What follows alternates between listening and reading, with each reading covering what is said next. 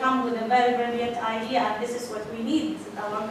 I will leave Janice to. I think what we were talking about earlier about balance and how we approach it, and I think that's the important thing. Sue Hare contacted me literally just a few weeks ago, so I've been putting my head around it and thinking very much the same thing. We have lots of children who are sitting there on computers and everything is done for them, and curiosity is not there. They don't ask the questions, how is it working, what do we do? It's like, we automatically assume that if we switch the light comes on. We don't ask where it's come from. So there's an awful lot of non-curiosity. So if, I would say, robotics could be useful in primary by getting children, regardless of gender, playing with screwdrivers. And in fact, I'm sure you're all aware here in the UK, unfortunately, we have got what I call an overwhelming pink culture for girls. It's getting worse. In fact, I think it's worse now than it was when I was a child. And we are, the social media, the television, we're promoting very stereotypical ways of doing things, which is really sad. And in fact, a lot of children are being asked to be consumers and end users rather than creative, innovative, take things apart. My son loved, when he was a child, taking apart radios and binding all the bits, and he cut his fingers and then he tried to screw it back together, and he discovered that some things you could screw back together, some things you couldn't. And we're losing this kind of tactile, interactive curiosity. So I think if a child was basically introduced to the robotics by building and constructing and having fun with screwdrivers, and it may not even be starting to build those arms, it could literally be encouraging teachers to realise that health and safety does not exclude sharp things and screwdrivers. You can actually get kids to make things again that require screwdrivers and cuts. Sharp scissors, not the blunt scissors that they give them, but sharp scissors. So I think it's how you do it, in what context you're doing it, but also I think there's a danger that if you have a program and it's implemented like a plaster all the way through, it could get boring. And it may go, well, it was really interesting to begin with, but fourth year down the line, is the same similar lesson, similar format going to be interesting? So it's going to have to be how you do it, how you approach it. It's going to be you have to think it through so that it's engaging, asking questions, getting hands-on, interactive. And it may be at primary level very, very, very basic. Just like with the awesome athletes, it was exploring their body, looking at how you could make an arm move. How do you make it move by string? So it's taking all those baby steps and making it fun. And I think a big thing is making it fun. My question really is creativity inborn or is it taught? Both. I think you have to give the space. I think it can be creative. I think some people are naturally more creative, but I think you can create spaces for creativity, and you can give children the skills and the language to develop creativity. You agree with me that people are different? Yes. Their levels are entirely different from one person to another. So creativity really depends on the age of the person. So you have to assess the person before you introduce this robotics. Yes, and I think there's going to be a lot of assessment going on, because from Sue Hare has an idea, but already we started to take it apart and go, well, that bit's suitable for that age and that bit's suitable for that age, and actually we can't put those two together. That needs to be there and there. So it is a case of what you see is an idea, but it's not necessarily context appropriate for the age. So there's going to be an awful lot of taking apart and reassembling into something that's more appropriate. For your concern, I agree with you. But when we started to use the computer, also we had this concern that could be a replacement of our mind, our way of thinking. And also that's also searched by a medical team one day before, when they started to use the robotic engineering during the theater with surgical interference, and they said will be replace the doctor as a surgeon. I think the balance between them is very important. Yes, thank you very much for your nice presentation. Actually, we have reported to the Minister of Education in Iraq about the subject of robotic, hoping that the Minister will take that into effect to some schools in Iraq rather than all schools, because it's difficult to now to make it general for all schools, primary or secondary or intermediate school in Iraq. We have to choose, to select some schools for this subject. But unfortunately, of course, no answer until now is given to this subject. But I think this is very important. But we have to start with training some teachers to how to teach or how to present the subject to the students in the primary school or in the secondary school or even at universities. So I think we have to plan, set a suggestion or proposal for and simplify it so that the people in charge in Iraq they can take it into action if they see a simplified way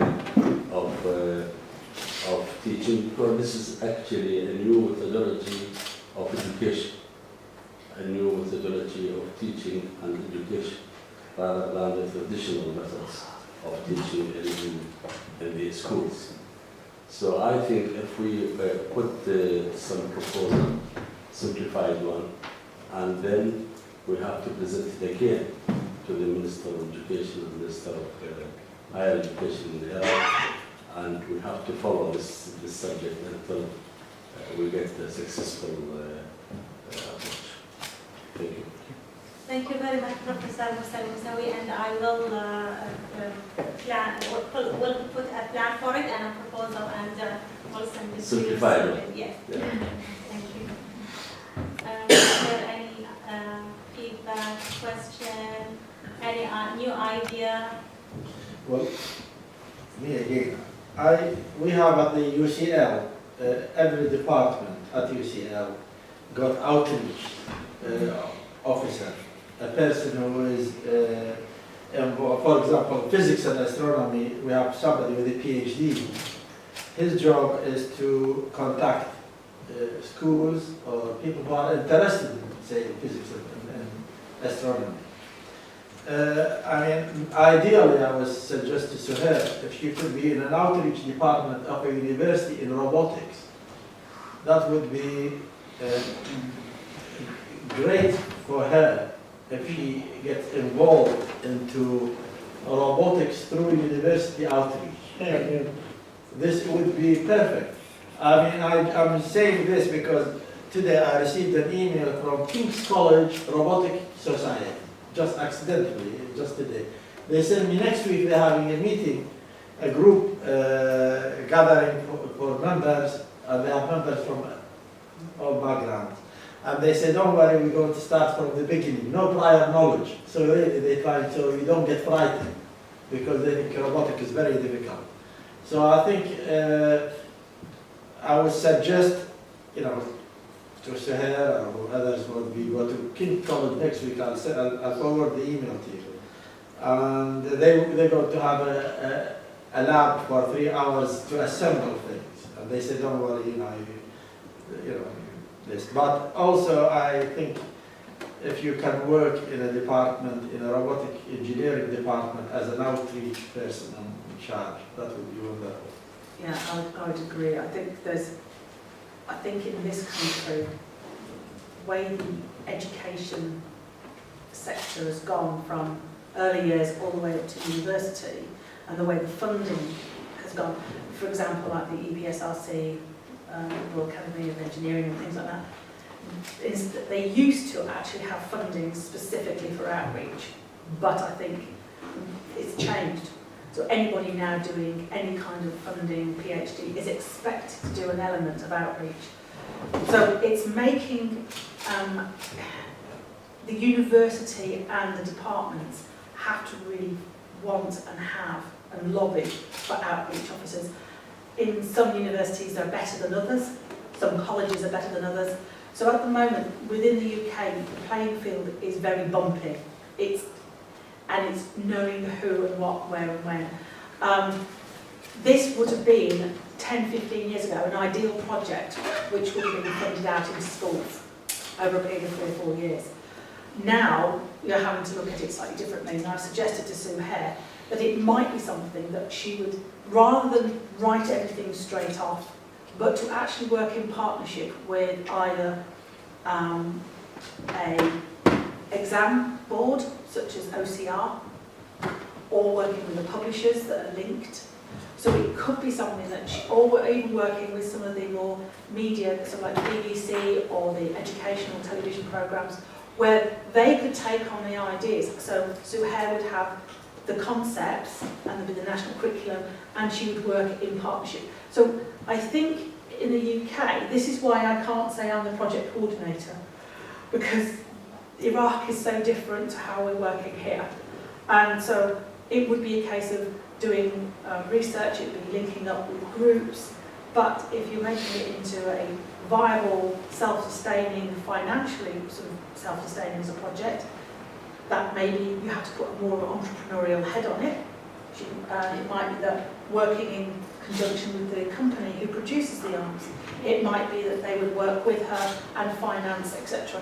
So there's going to be, so at the moment, I would say in the UK, it's working at the basis, and it's working with people like yourselves, people who can actually see the gaps, advise connections, but also helping with your expertise in using the robotics in space, using robotics in surgery, using robotics. So I think in the UK, it's a different playing field with a different approach required. Does that sort of give us a better idea about it here? Can I just sort of quick, not really quick, a long list of questions. They could be interconnected. I'm going to play a devil advocate for the questions.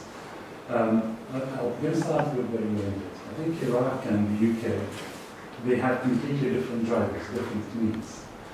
As you rightly mentioned in the charts, there's a requirement for engineers in the UK, but I'm not sure there's a requirement for engineers in Iraq. If you ask any Iraqi what you want to be, either a doctor or an engineer, that's the first top requirement. Expectations of the family is different. And if you look at the UK, I was interested in one of your charts because economics is the first one.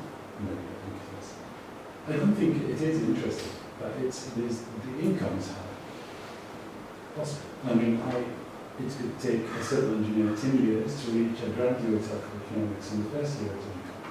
So, is it about how interesting it is, or is it about how the money savings will progress in my life? That's a different issue.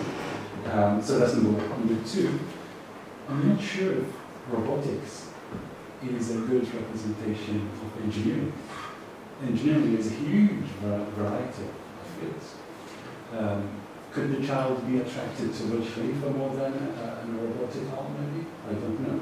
That's a question for us to think about. How do we attract people for engineering? Maybe robotics is too complicated, as you mentioned. Maybe it's good, interesting, I don't know.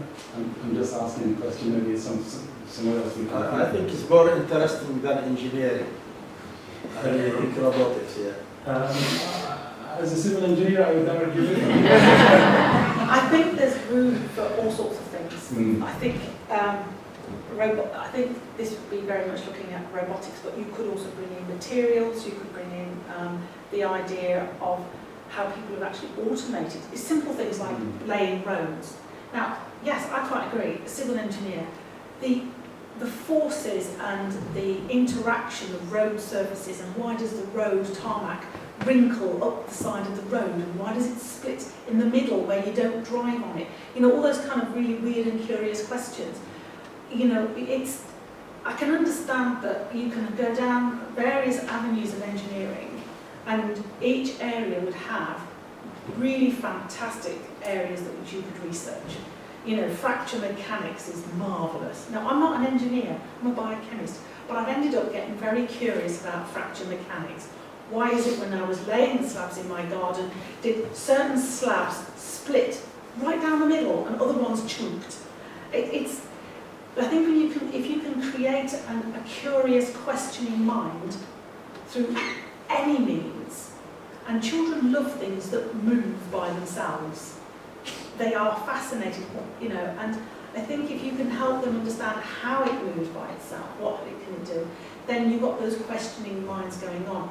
I agree, there are areas about robotics that are really going to be challenging to bring into primary, and I think the awesome athletes, the lessons that are being learned from there would help pull it in.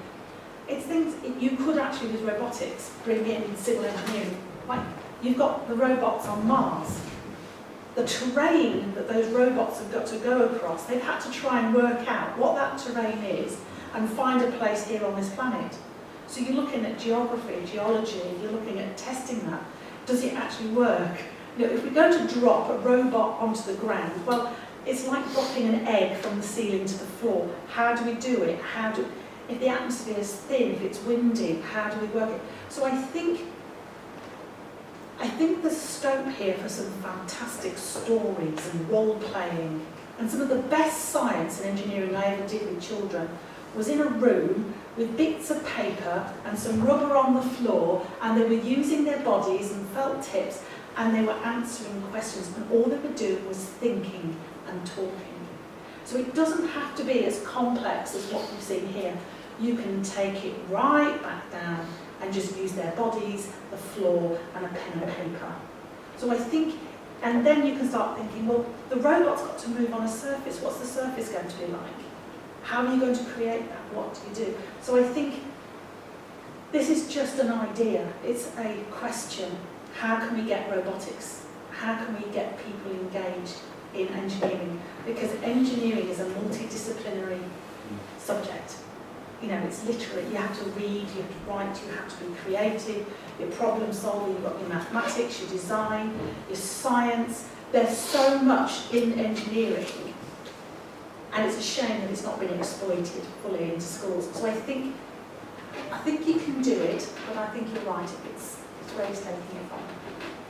Following on the suggestion of the professor here, for Dr. Zuhair to start with the Iraqi community here, to collect a few Iraqis who are interested in the field, rather than going to companies and universities.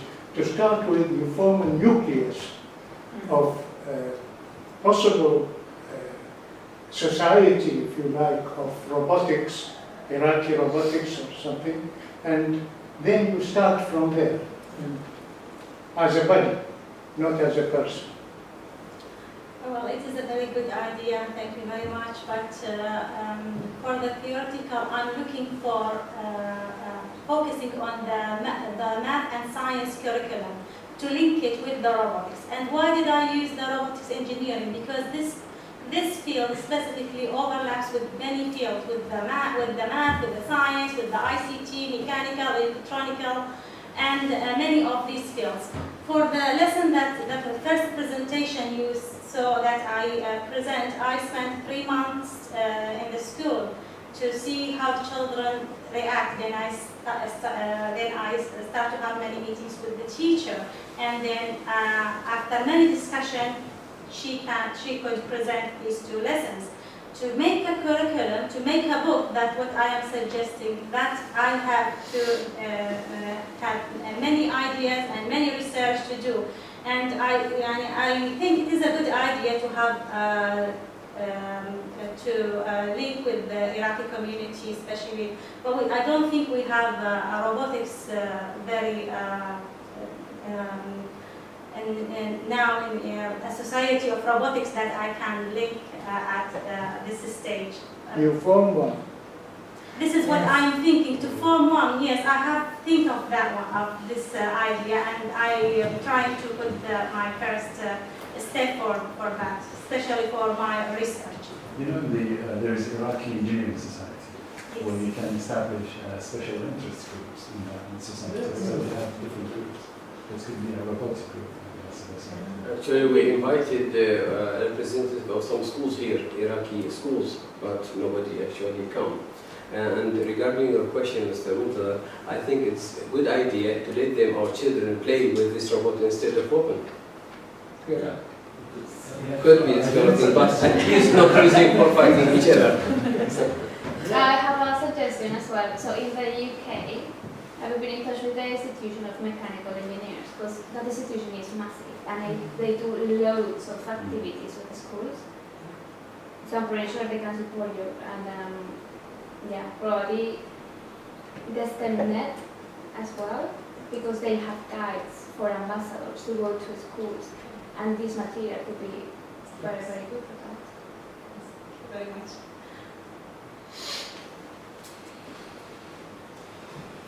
Any other questions? Okay, so we have to come to the end of the seminar, and I'm deeply grateful for the cooperation of all participants. Again, thank you very much for joining the RES seminar today. Thank you very much. Thank you. Thank you. أقول الشارع